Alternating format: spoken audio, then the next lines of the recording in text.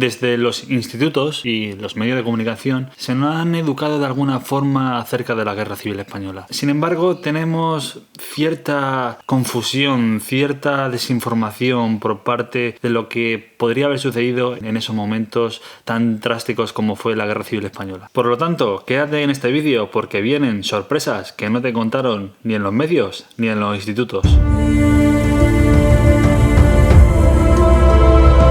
Hoy os traigo las vivencias que me narró una persona que hoy en día tiene 95 años. Me contó cómo vivió la guerra civil y la posguerra en una localidad de Badajoz. Es una pena que esa persona no haya querido acceder a hacer una entrevista con cámara y audio, aunque yo en su momento hice la entrevista y os la traigo hoy transcrita. En este vídeo lo vamos a trazar de la siguiente forma. Primero voy a contar las vivencias de esta persona. Segundo, lo vamos a contrastar con un artículo, el que tenéis aquí en pantalla, que es sobre cómo se vivió la guerra civil en la comarca donde vive esa persona. Y por último vamos a sacar unas interpretaciones y conclusiones que nos ayude a comprender mejor cómo se desarrollan las personas en la guerra y tras ella. Antes que nada es necesario advertir lo que decía Ruiz en su libro, de que se desconoce si la represión llevada a cabo en la localidad de Guareña por los milicianos estuvo amparada por parte de la República, por el gobierno civil de Badajoz, o por el contrario si fue una acción incontrolada por aquellos sueños y anhelos por hacer una revolución social al estilo de la Unión Soviética, aprovechando en la sublevación militar hacer ellos mismos su propia revolución. No obstante, es necesario también decir que en la localidad a aquellos milicianos los consideraban parte de la República. Por lo tanto, a lo largo del vídeo se les va a denominar como bando republicano porque a aquellos que fueron afectados los consideraba como tal. Sus acciones seguramente, aunque fuesen conocidas, no se las tuvo en cuenta ni se hizo justicia por parte de la República porque después fue integrado en su ejército para poder combatir a los sublevados. Cuando se conoció el levantamiento por parte de los rebeldes, en Guareña se tomó la decisión por los militantes de los partidos y sindicatos de izquierda, el Comité de Defensa de la República, como relatará Manuel. Tras los enfrentamientos que se dieron en los días que se conoció la sublevación por parte de la Guardia Civil por un lado y por otra parte los milicianos que estuvieron en Guareña o que se acercaron a Guareña, como comenta Manuel, los guardias civiles al final se cuartelaron en el cuartel. Esa fortificación supuso de que aguantaran los guardias civiles allí hasta el 27 de julio, hasta el punto de que un gran grupo de milicianos rodearon lo que fuera el edificio con la intención de asaltar. Las tensiones eran muy fuertes y al final se produjo algún tiroteo que tuvo el resultado de un guardia civil muerto. Tras diálogos por parte de la Guardia Civil con milicianos, y supongo que por las tensiones y porque se estaban quedando sin abastecimientos, los guardias civiles al final se rindieron frente a los milicianos. Mientras tanto, los falangistas que se unieron a la Guardia Civil fueron asesinados. Cuando comienza la guerra, Manuel tiene 9 años. Él vivía y vive en la localidad de Guareña, en Badajoz, y me contó que de oídas, tanto por la familia como por los vecinos, escuchaba: El 11 de agosto de 1936, los rojos venían de Guareña, Don Benito y Mérida. El 11 de agosto, cuando mataron a todos, mi madre estaba asustada. Se escuchaba: lo que sea de uno, de todos. El propio Manuel me contaba en la entrevista que en lo que hoy es la calle Juan Durán, en esa misma calle, antes llamada calle Malfeitos, ahora llamada Don Juan Durán, hirieron a Don Plácido. Por estar herido, vio cómo mataban a todos, entre ellos sus hijos. No le darían bien y se escapó del corral en el que se encontraba. Con el rastro de la sangre le persiguieron. Los soldados le dejaron ir porque se pensaba que con el tiro moriría. Se escondió en un tonel. Tendría unos 20 o 25 años.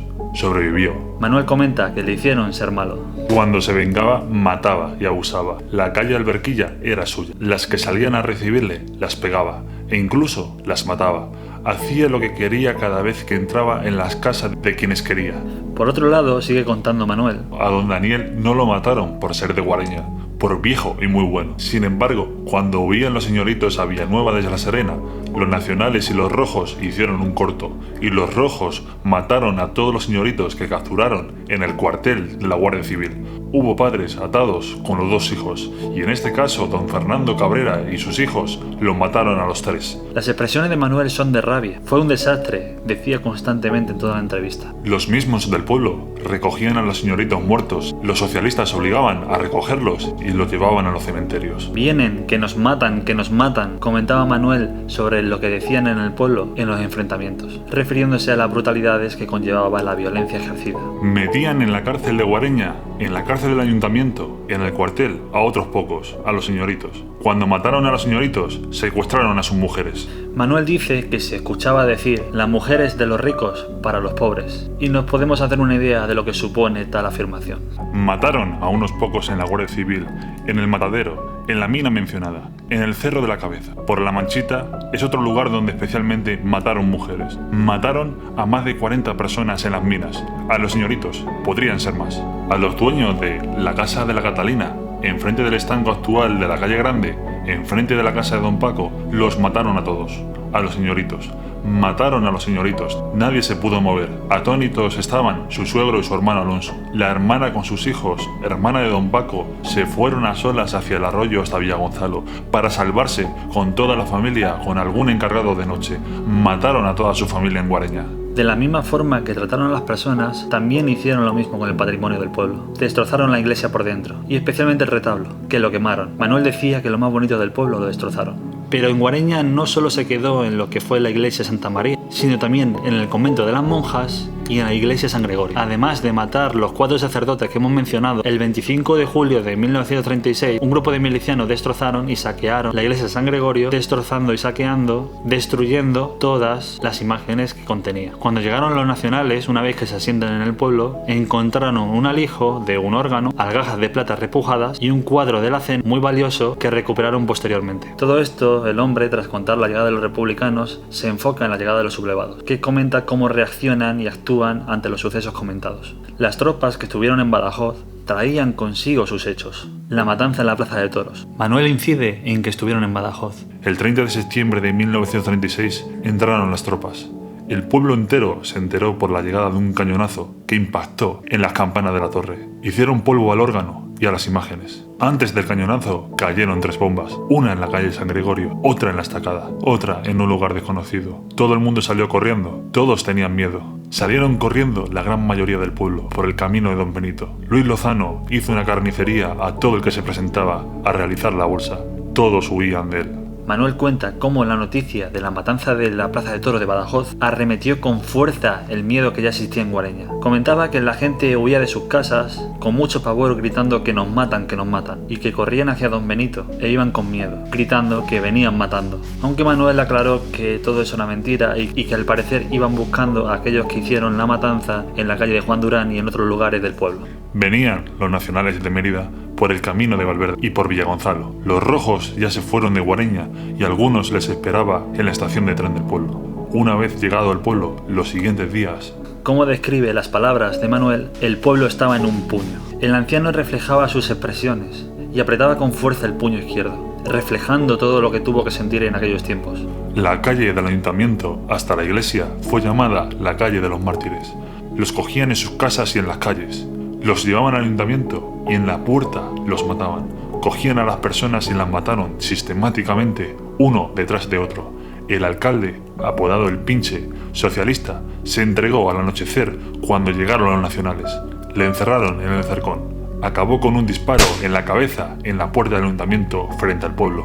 Su hermano se escondió en el pozo de su casa antes de que entraran las tropas, y cuando llegaron a su casa le cogieron dentro de un pozo. Cuando sale tímidamente y asoma la cabeza por encima del pozo, le disparan. Lo capturan y tiene la misma sentencia que su hermano en la puerta del ayuntamiento. Le dispararon delante de su mujer, a quien le dijeron: súbela al carro. Ella se negó y la dispararon también. Tras contar eso, Manuel comenta: a una mujer que estaba a punto de dar a luz, dio a 2 bebés y la mataron en el campo en una avanzadilla, en el camino de La Manchita. Por último, y no menos despreciable, quisiera hacer un apunte a lo que Manuel comentó a lo largo de la entrevista, que era que el año 40 fuese el año del hambre. Él comenta que por las noches tenía que ir escondido de los militares a buscar tagarninas, o incluso que comían sopa de trigo.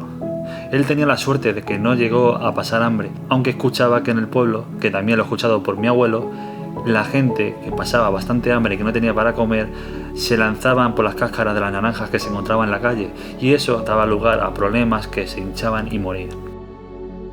Estas narraciones biográficas pueden contrastarse con el artículo de Rubio. Este autor explica que en los años de la Segunda República supusieron un afloramiento de las tensiones y los conflictos que existían en la sociedad. Aunque esto sería tema para otro vídeo, No obstante, estas tensiones fueron el combustible que culminó en la guerra civil en su máxima expresión. La explosión social que supuso el sublevamiento se podía mostrar en dos casos. El caso de Don Benito, en el que la Guardia Civil y las autoridades competentes desarticulaban la sublevación, o en el caso de Guareña, que la Guardia Civil se sumaba a la sublevación y con ellos la falange, dando lugar a los primeros tiroteos en el pueblo y que en los días siguientes se derramara la sangre. Pero lo interesante que se puede observar en este caso es cómo la República fueron represivos y violentos, como narró Manuel y como demuestra Rubio en su artículo, cuando dice que en Guareña, la noche del 11 al 12 de agosto, en represalia por la ocupación de Mérida, se llevó a cabo en diversas calles y en las afueras el asesinato de 76 presos, acordado en una reunión del comité y ayuntamiento. En el mes de septiembre se reproducirían los sucesos violentos, entre ellos el asalto a un domicilio particular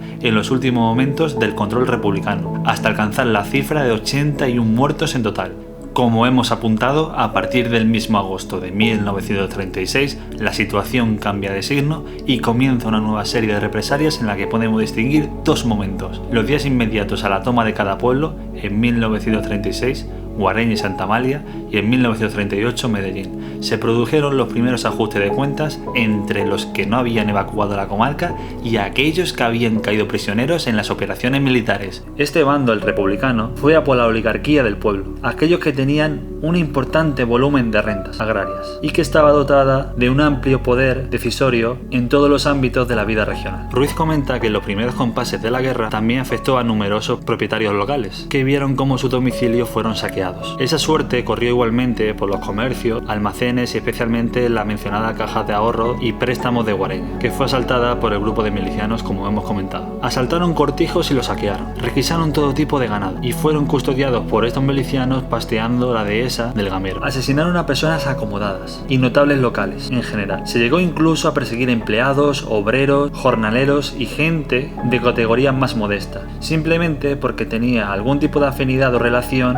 con esta clase oligarca. Cuando llegan los nacionales y se asientan, los vencidos necesitan regresar a sus hogares. Y aquí es cuando toman estos represalias sobre los hechos que habían cometido anteriormente comentados. Además, aquellos que se identificasen como rojos o que fueran cabezas de turco de los tribunales de guerra acababan siendo o fusilados o encarcelados. Y es interesante apuntar que estos hechos no acabaron aquí, cuando se terminó la guerra, sino que perduraron en el tiempo de forma más esporádica, como comentaba Manuel el caso de Don Plácido. Una vez que se asientan, el bando sublevado destacan por su política represiva, y esto fue así porque la represión fue necesaria para imponer el nuevo régimen y perpetuarse en el poder. Tuvieron ejecuciones irregulares y destaca en ellos su arbitrariedad, y el problema que tenemos aquí con la fuente de que no se registran con tanta nitidez como sí pasó cuando el bando republicano fue represivo con aquellos que ellos sí tuvieron ejecuciones irregulares y represivas. No obstante, Ruiz recopiló que en las inscripciones de asesinados por el bando franquista llegaron a 63, pero por esta situación podrían ser más. Y por último, y no menos importante, el patrimonio destruido, el patrimonio cultural, no fue únicamente en Guareña, sino también se sucedió en Cristina, en Manchita, en Santa Amalia e incluso en Medellín, siendo tanto por los republicanos a intentar destruir aquello que simbólicamente o identitariamente forma parte de esa autoridad o clase oligarca, o por parte de los nacionales a intentar apoderarse de la localidad a cualquier precio, destruyendo lo que haga falta. Creo que es interesante remarcar cómo ya antes de la guerra civil había tensiones y conflictos en la sociedad y que estaban contenidas. La propia autoridad de la república o la comarcal o la local impidieron que se diera un caos violento entre ellos. Sin embargo, cuando se conoce la sublevación y explosiona ese hecho social, se rompe la normalidad establecida por la autoridad. Los individuos que estarían relacionados con la república, que veían en los oligarcas el enemigo, actuaron violentamente contra ellos, a pesar de que estas personas no tuviesen ningún tipo de relación con la Falange o la Jones. Es más, incluso llegaban a repudiar estas ideas, como dice Rubio en su artículo. Era de un índole más monárquico que de este tipo de ideologías. Sin embargo, acabaron pagando las consecuencias de la sublevación, ya sea por sus ideales, ya sea por su patrimonio, por su clase social o por su religión. En una guerra como fue la de 1936, hay vencidos y vencedores, de eso no cabe duda, pero no podemos percibir por ese motivo que los vencidos sean los buenos y los vencedores sean los malos, porque en una guerra ambos bandos toman y actúan como monstruos, mediante el odio y la violencia, y ya no digamos la venganza, como se ve en este caso local. No tuvieron contemplaciones en matar y asesinar a gente inocente y tomar represalias contra ellos.